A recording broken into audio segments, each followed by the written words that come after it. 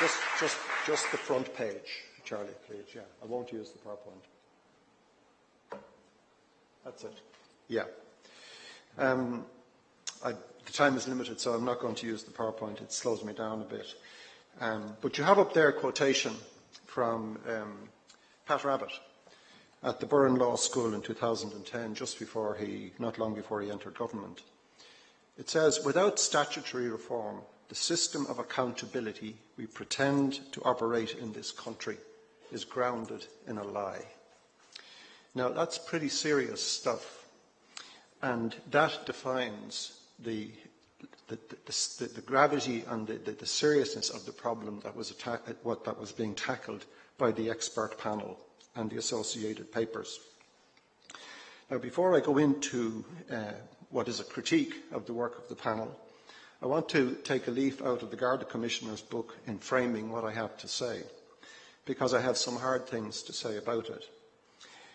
The Garda Commissioner enumerated the many outstanding achievements of the Gardaí in keeping the peace, fighting crime, dealing with subversion, making the roads safer, and so on.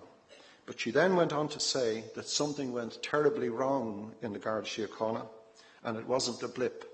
It was the long-standing, deep-seated flaws in the culture of the Garda Síochána, which seemed to spawn from one decade to the next a whole series of difficult, really serious problems. Commissioner O'Sullivan made it clear that this time they were going to get it right. That if there was a GSOC Mark 1 that was inadequate, well then GSOC Mark 2 was going to work, and all that went with GSOC and reform of the Gardaí. Now, I view the civil service in precisely the same light. I have the highest regard and esteem. I hold them in the very highest esteem, the civil service, just as I do the Guards. They've made tremendous achievements, just taking the last decade in helping the country get out of the predicament it was in. And with the specific topic of reform, you have here Robert Watt from the Secretary-General of the Department of Public Expenditure and Reform, who have driven a massive agenda of reform, which was enumerated here by Teresa Reedy from UCC the other night. And in addition to what Teresa Reedy talked about, there are 14 major programmes that have been unfolding in the last 3 years within Robert's department, and they're in there on the wall, and you can track how they're doing in the execution of those. So implementation deficit disorder does not exist within the Department of Public Expenditure Reform. But as with the Gardaí, for all their achievements, something went terribly wrong in the civil service that contributed in a significant way to the catastrophic failures that occurred in this country. So while recognising their achievements, I want to focus on what I believe to be one of the 2 or 3 root causes of the calamitous failure of the civil service. And calamity is not an understatement if you look at what the fallout of it was. And that issue that I want to focus on is accountability, the system of accountability, because that is at the very core of what needs to be addressed. Now, I was involved in a group like the expert panel in 2002. It was chaired by Paddy Malarkey, who was Secretary-General, had been Secretary-General of Finance, in which we sought to set out the respective responsibilities of ministers and civil servants. But when it came to the conclusion, in trying to separate out the respective responsibilities of ministers and secretary-generals, we fudged the issue. And in an unspoken conclusion, in conversations that was never written down, the undocumented conclusion was you really couldn't hold secretary-generals accountable, because if their performance was poor, it would reflect badly on the minister. So here you have what others have called the Faustian Pact, a closed loop between the minister and the most senior official. Now, Pat Rabbitte, in this paper, very scholarly, forensic analysis of the system of accountability in the Burren School, said the current system is grounded in a lie. He said it enables civil servants to hide behind the skirts of ministers and for ministers to avoid responsibility. The old story of how did this happen? I took the advice of my officials, but the officials were barred by law from saying what that advice was. Now, I'm aware of all the complexities of that, but that's the bottom line. So you can never get at what's happening between these two parties, the Minister and the Secretary-General or the senior officials. Pat Rabbitte said, if questions are asked as to who actually decided what, when and why, if questions are asked, the corporate veil descends upon the entire department. What is needed, said Rabbitte, was to redefine the relationship between ministers and their departments. If the minister takes a decision personally, he or she should say so and account for it. If a decision is taken by the departments under a delegated power, then the relevant named official should say so and take account for it. When ministers are to blame, the sister should identify that, rather than shielding them, and the same goes for officials. So this was a big issue coming up to the formation of the programme of government, which Kevin has referred to. In the programme for government, there was a promise of fundamental reform of this charade.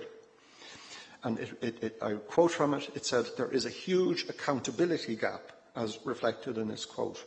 And you may remember some of these statements. We will pin down accountability for results at every level, from ministers down. You remember the scorecard, with clear consequences for success or failure. That's important. Ministers should be responsible for policy and public service managers for delivery. We will legislate for a reformulated code of laws, replacing both the Ministers and Secretaries Act of 1924 and the Public Service Management Act of 1997. Restrictions on the nature and extent of evidence by civil service to Oireachtas committees will be scrapped and replaced by new guidelines for civil servants that reflect the reality of the authority delegated to them and their personal accountability for the way it's exercised. So it would be prizing open this relationship between the two. So it was in the programme for government, and as on many other issues, the government has begun to deliver. So the first paper that was produced, as Kevin said, was this one in January of this year. It's called Strengthening Civil Service Accountability and Performance. It's a terrific paper. It was created by a set of officials who worked for the best part of 2 years to put that together. It was an excellent, courageous paper. And what they did was they raised all the hard questions. There were no taboos. They named every elephant in the room. And for me, the core question they asked, I quote, and here was the question they posed: how far should public servants rely on their professionalism and sense of personal morality? And how far should they simply follow instructions from their political masters? Crucial question. And I have seen that debated between senior civil servants. And there are those who will hold the view the way democracy works is the minister's elected, he's appointed, and you carry out the instructions. There are other civil servants who will say, well, hang on a second. What if the minister tells you there's something you know is truly wrong? What do you do? And I've heard two answers to that. One is you do it, and the second answer is one is you don't. You follow your professionalism and sense of personality. So that is a key issue right at the heart of this thing. The same paper describes accountability as an icon, a defining feature of good governance. Public accountability provides a democratic mechanism to prevent corruption and the abuse of power. Following an avoidable disaster or tragedy, of which we have had many, accountability can also provide the opportunity for public catharsis. The public needs a catharsis in relation to the banking collapse, for example. Accountability discharges a pivotal role in bolstering the legitimacy of government authority and public confidence in the effectiveness of public administration. The meaning of accountability. Terrific definition of accountability in this first paper. The original and long-standing core meaning of accountability and its conventional usage within the government system, such as ours and the Westminster system, is as follows: the formal obligation to submit to a mechanism designed to achieve external scrutiny in explaining and justifying past conduct or actions, and I underline this, and with the possibility of facing consequences arising. They add that accountability is personal and virtuous. It's equated with a set of standards for the evaluation of behaviour of public agents. Being accountable is a positive quality or virtue. And I would add, it's a mark of adult maturity that there be accountability, personal accountability. So I want to comment on 5 elements of the expert panel's recommendations. And one is, do the recommendations unpick these intertwined relationships between the Minister and the Secretary-General? Secondly, do they deal with the restrictions on evidence to Oireachtas committees? Do they deal with subjection to external scrutiny with consequences for success or failure? And where do they attach primacy to either professionalism and individual moral conscience or following political orders? Separating intertwined ministers and Secretary-General's responsibilities.